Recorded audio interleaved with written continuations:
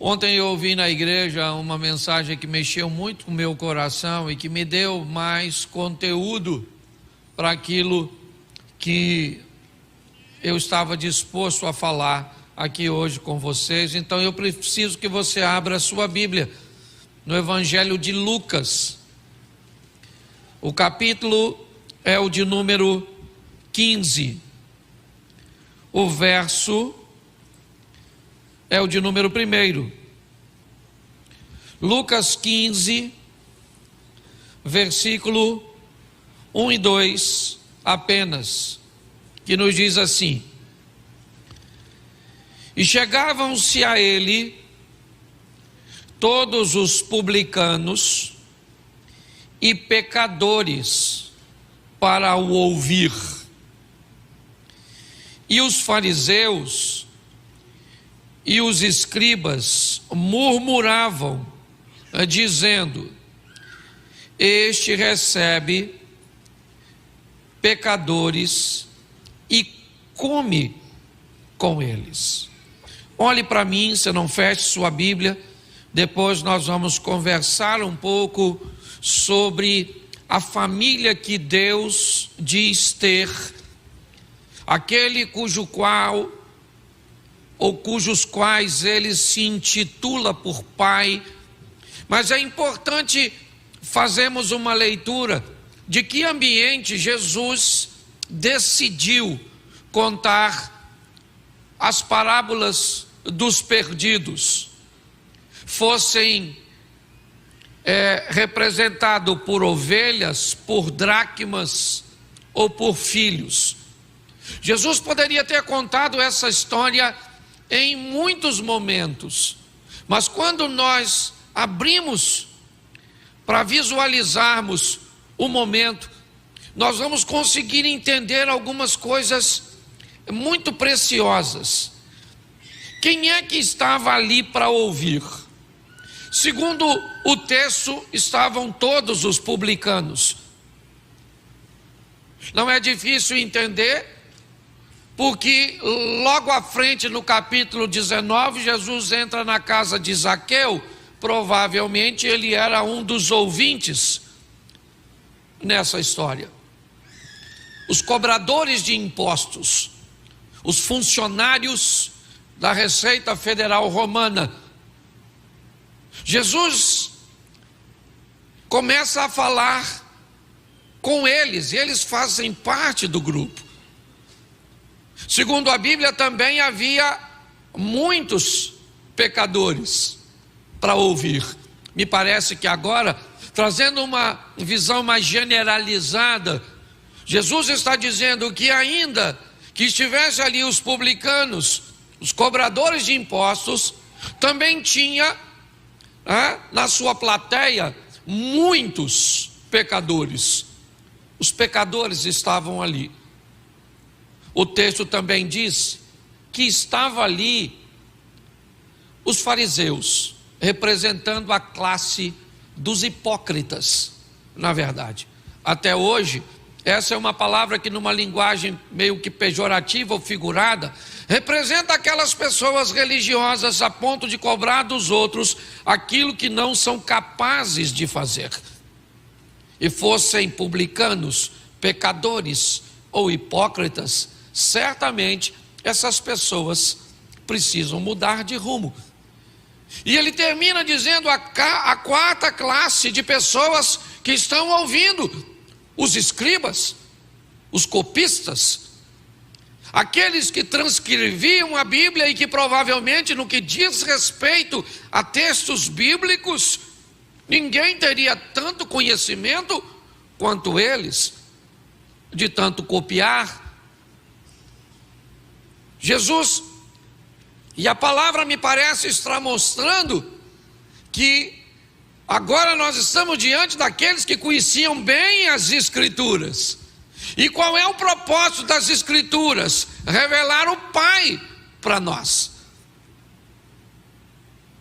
Sejam esses os odiados publicanos, todas as classes de pecadores, fossem eles mentirosos, idólatras, fofoqueiros, E essa classe toda, que provavelmente dentre elas, nós vamos ter que se encaixar em uma. Porque às vezes quando a gente fala o pecado dos outros, dá uma satisfação na gente. Ah, isso aí eu não faço. Fofoca? Não fofoco. Só minto.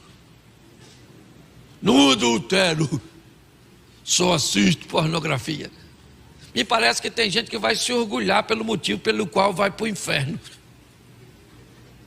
Chegar lá, não estou aqui, mas pelo menos foi por um motivo leve. Certo? Aí vai só para uma fase do inferno mais fresquinha. Será que é isso?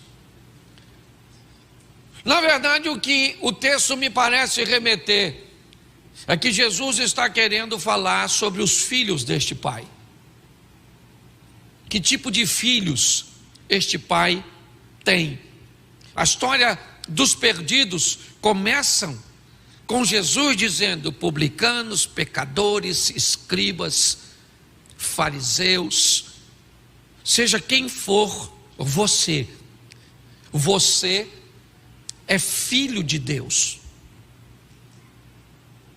Parece estranho falar isso para você, mas você e eu somos, diga assim, eu sou filho de Deus. É isso aí. Ah, pastor, será que eu sou? Você é. Talvez você não tenha muita certeza, talvez você não sabe nem o que é ser filho. Por isso que quando eu pergunto, né, para você se você é filho de Deus, você fala assim: o que é ser filho? Porque eu não sei o que é ser filho. Eu sei que eu tenho um pai porque me botou no mundo. Eu sei porque eu tenho uma mãe que me botou no mundo. Mas o que é? Eu nunca soube o que é ser filho. Me diz, quais são os adjetivos de um filho que ele pode receber sobre si? Não qualidades dele, mas o que um pai precisa ter para ser chamado de filho. Por isso que ter pai não te garante conhecer paternidade. Tem muita gente que tem pai, mas nunca conheceu paternidade. Não sabe o que é um relacionamento de paternidade. É importante nós olharmos para isso, porque me parece que Jesus busca oferecer informações importantíssimas no ambiente cujo qual ele vai contar a história dos filhos de Deus. A parábola do filho pródigo, na verdade, ela vai desvendar qualidade do pai e também comportamento dos filhos. Quando nós olhamos para isso, é isso que Deus busca falar. Certo homem tinha 2 filhos. Eu já gosto dessa colocação, porque Deus poderia falar de apenas um. Para que colocar 2 filhos nessa história? Os 2 estão perdidos. É verdade. A diferença é que eles estão perdidos em ambientes diferentes. Eu não sei se você notou, mas quando Jesus abre o texto no verso 1 e 2, ele também dá 2 direções: publicanos e pecadores, fariseus e escribas. 2 que me pareciam estar longe da Bíblia, vamos colocar assim, da palavra, mas 2 que estavam muito perto dela. Me parece que desde o início, Deus está falando de filhos que estão perto da palavra, filhos que estão longe da palavra, e filhos que estão perto da palavra e longe do pai, longe da palavra e longe do pai. O propósito de toda a história, ela termina com festa. Festa com o indivíduo que acha a ovelha, festa com o indivíduo ou com a mulher que recupera a dracma, festa com o pai que celebra a volta do filho. Porque Deus tem um único propósito: trazer de volta o perdido. E quem? Todos os filhos perdidos. Quando o texto começa dizendo que o pai tinha 2 filhos, O que Deus quer dizer para mim e para você é que eles são diferentes. Ele vai usar dois de forma proposital para dizer que o comportamento de um vai contrastar, vai diferenciar-se muito do comportamento do outro. O que Deus está dizendo para mim e para você é: eu sei que você não é igual a nenhum dos outros filhos que eu tenho. Eu sei que eu tenho filhos inteligentes, burro, bonito, feio, magro, gordo, alto, baixo, acelerado, lerdo, macho, fêmea. Eu sei que os filhos são diferentes. Deus sabe quem nós somos. Quando Ele colocou Jesus na cruz para morrer por mim e por você, não estava enganado não, Ele sabia quem você era. Nossa, Jesus morreu por mim? Ele sabia quem eu era? Pois é, sabia que você não valia nada. Mas pastor, como é que o senhor disse que eu não estou valendo nada? Porque eu também não valho nada não. Se morrer nós amanhã faz 2 dias. Quando nós vai no banheiro, o cheiro é bem similar. Porque é todo mundo a mesma. Eu não falei. Você é que pensou. Você consegue entender isso? Então, a história começa dizendo que um homem tinha 2 filhos, e a proposta é dizer que os filhos são diferentes e que o pai que vai contar a história, porque na verdade, certo? Jesus está contando uma história de si mesmo, de alguém que deixa a sua glória, vai se despir de tudo e vir para cá para salvar seus filhos. E eu me desculpe isso agora falando dos homens, porque aí eu acho que é o lado materno de Deus. Porque um tempo atrás um garoto caiu num fosso de um crocodilo nos Estados Unidos. E ele estava com a mãe, para a sorte dele. Porque se um garoto cai, uma criança cai no fosso de um crocodilo com o pai, sabe o que o pai vai fazer? Correr atrás de um pedaço de pau para pular lá dentro, para enfrentar o crocodilo. Sim ou não? Sim ou não? Claro, é o filho dele. O pai vai lutar para salvar, sim ou não? Mas ele estava com a mãe. E quando o menino caiu no fosso do crocodilo, a mãe não quis nem saber de pedaço de pau. Ela pulou lá dentro, maluco. Olhou para o crocodilo e falou: se meter com meu filho, vira bolsa.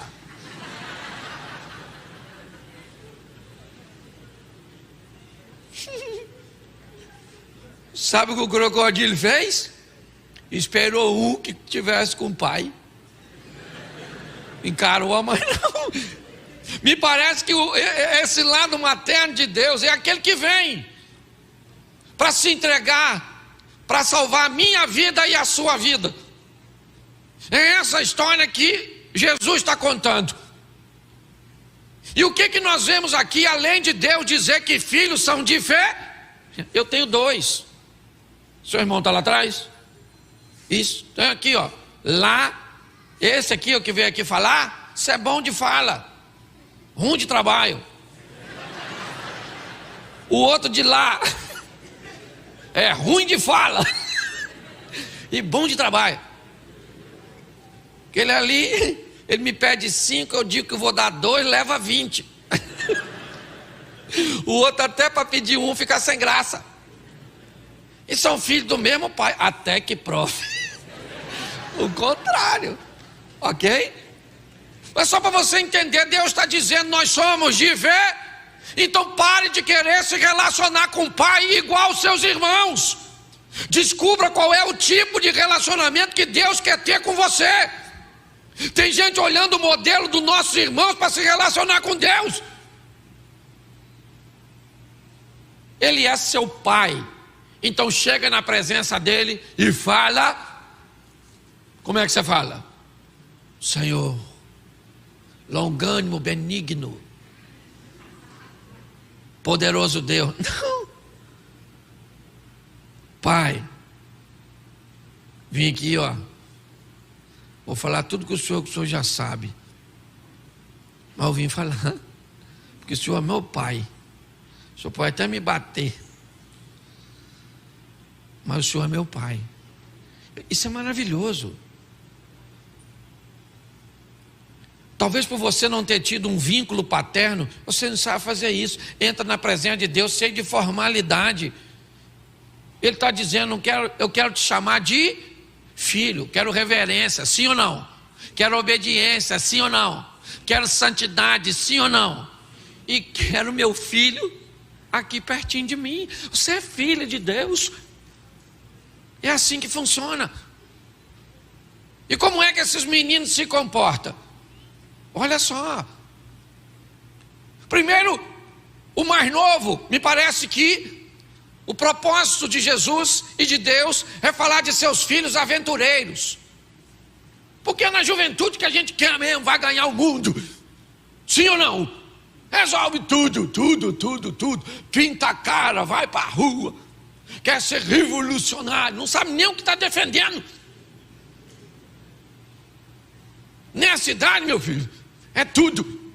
Se você é casado, meu filho, se você é casado e estiver passando com a sua esposa, tiver um grupo de rapazes novos, entre 17, 22, 23, não chega perto. Testosterona, ó. Briga contigo, bota som alto, acha que é mais macho que todo mundo. Juventude. Isso é maneiro. Você quase não lembra mais disso, né?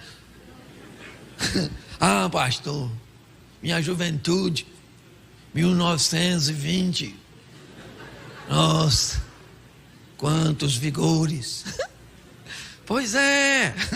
Tiranossauro. Você tem que saber que você é filho. Você pode ser um filho ruim, desnaturado, burro, mas você é filho. E esse filho aventureiro olhou lá para fora, e lá fora o mundo é bonito, hein? Colorido. É ou não é? Umas danças. Às vezes um negocinho para você dar um tequinho. Camelô. Cresci vendo isso, gente. Não sei como é que eu dei certo. A minha geração, um cara andava quase pelado do lado de uma macaca.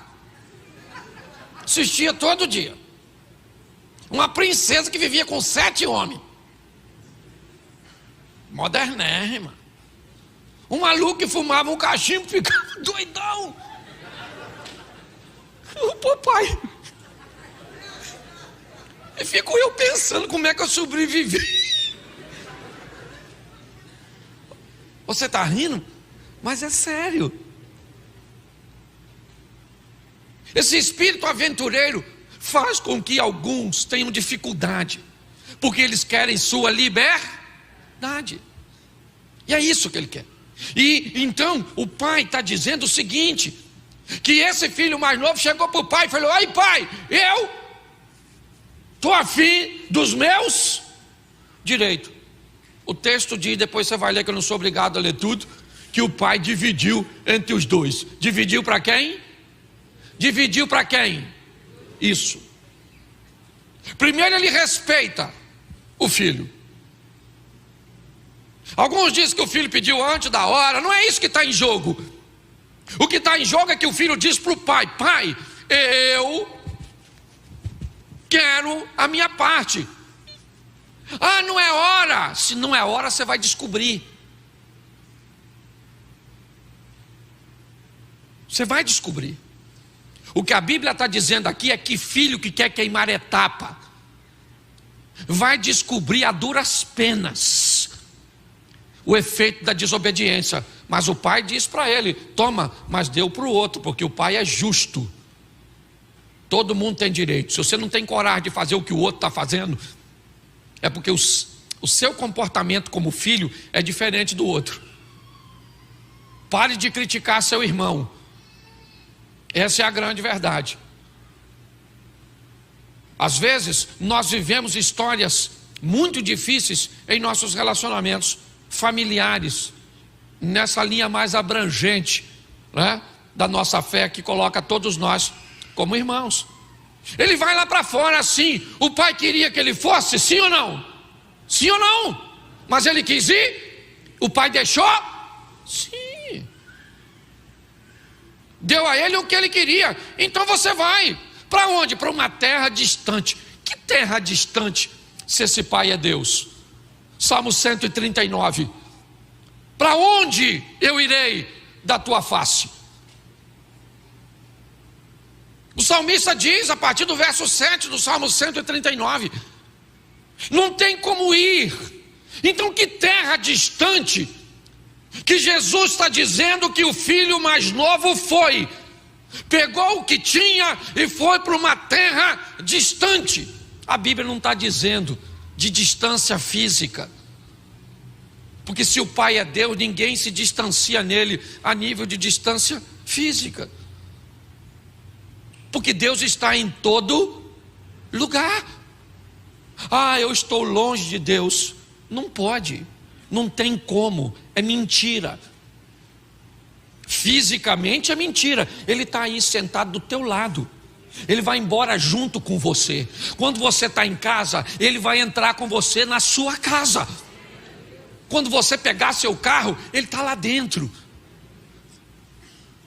Fisicamente. Só que quando a Bíblia diz que esse filho mais novo, ele vai embora, partiu para uma terra longínqua e começa a perder, a jogar fora tudo aquilo que ele angariou na presença do pai. Ele não está longe fisicamente, mas ele está longe espiritualmente. É isso. O pai está pertinho, sempre onde esteve, né? Ali. Estarei convosco todos os dias. Você nunca esteve longe de Deus. Você que pensa. Fisicamente não. Você pode estar longe dele porque você desobedeceu. Você pode estar longe dele porque você está negligenciando os princípios dele. Você pode estar longe dele porque você não sabe nem o que é paternidade e você não gosta de Deus só por ele ter o título de pai sobre você, e esse título é ruim na hora de você fazer a ligação. É isso que Jesus está dizendo. E quando ele vai para longe, o que ele faz? Ele gasta tudo, ele perde tudo, ele joga tudo fora. Mas ele é filho. Não esqueça disso não. Se o cara está ali fora como um mendigo, numa boca de fumo, se ele está sendo um homem vestido de mulher, sendo uma mulher vestido de homem, ele continua sendo filho. Não tem nada que uma pessoa possa fazer que tira dela a filiação. Ela pode até não ir morar na casa do pai, que Jesus disse. Isso vai acontecer, mas não porque não tem lugar para ela, não porque ela não é filho, não porque ela não é filha, simplesmente porque o pai respeitou o direito dela e ela resolveu que não quer, então vai embora. Alguns para gastar bens materiais, outros para gastarem bens morais, outros para perderem bênçãos espirituais. É nesse ambiente que nós estamos olhando agora, e é isso que é importante. Quando nós olhamos para tudo isso, o que acontece? Em algum momento dessa história, ele se depara com alguém que vai ampará-lo. Ele vai encontrar ajuda. No ambiente que ele está sem nada, ele encontra um companheiro nessa história, porque ele precisa sobreviver. Agora esse garoto, esse filho, ele não está vivendo mais. Sua preocupação é subsistência. É isso. Ele precisa do que comer. E nesse ambiente onde ele está agora, perto do pai fisicamente, porque o pai sempre esteve ali, mas longe do pai do que diz respeito a valores, ele não tem mais nada. A história que Jesus está contando é para judeus, seja ele publicanos, pecadores, escribas e fariseus, e Jesus utiliza o porco como ambiente. Jesus utiliza o porco tendo mais valor que o filho. O filho quer comer a comida, mas alguém não dá ao filho, porque o porco é mais importante que o filho.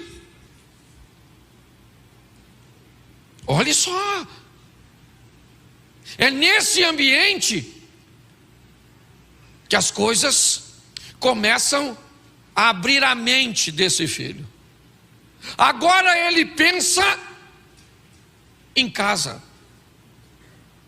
Que casa? A casa cuja qual ele nunca deveria ter saído. O pai cujo qual ele nunca deveria ter se afastado. Pastor, mas o pai não está longe dele. Não, o pai está ali.